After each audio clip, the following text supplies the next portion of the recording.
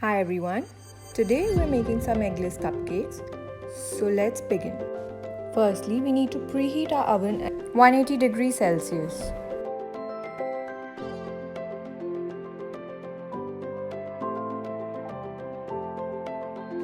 So to start this, first of all, we need to grease our mold. Apply butter on your mold, grease it, making sure to cover the entire cup.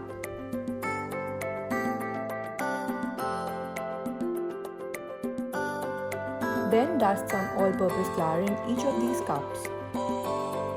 Now give it a quick shake. This is going to help the flour to get stuck to the sides of the wall. Once this is done, turn your tray upside down and bang it on your countertop.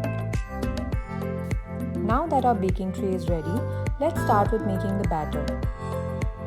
Here I have two bowls. So in one bowl we're going to mix all our dry ingredients, and in the other we're going to mix all our wet ingredients. First, I'm going to take 1 1/4 cup all-purpose flour and I'm going to sift it.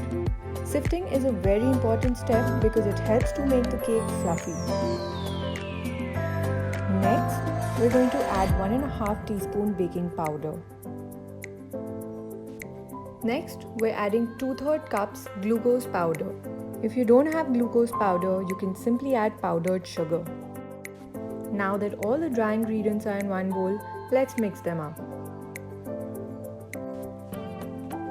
Now in the next bowl, I'm going to add 3/4 cup condensed milk, 4 tablespoon butter. Make sure to always use room temperature butter. Then add 1 teaspoon vanilla essence to it. Let's mix this up.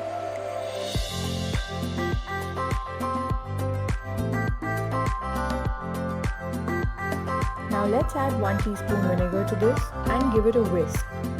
Then add 1/8 cup soda water. After whisking it well, our wet ingredients are ready.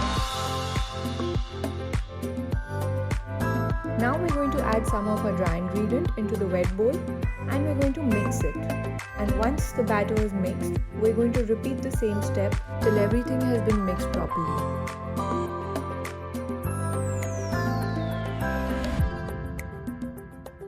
Now you'll notice that this batter is very thick. You should have ribbons falling down, but we're not having the ribbons, and to this we're going to add 1/2 cup of warm water.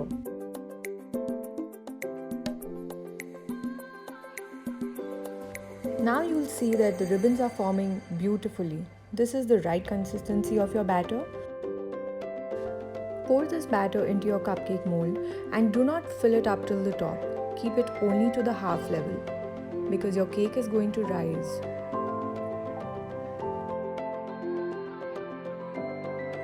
Now once you fill the molds, you need to tap it on your counter for the air bubbles to be released. Now let's put it in the oven to bake at 180 degrees for 10 to 12 minutes.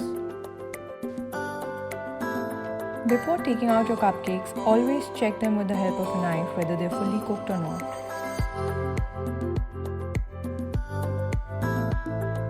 Now you can see how beautifully these cupcakes have risen.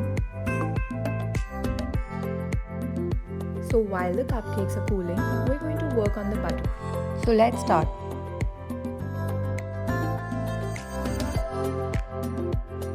Start by taking the butter in your mixing bowl and add the sugar. Always make sure to sift. Then whisk it and add vanilla essence to it. Now keep whisking it for another 15 minutes.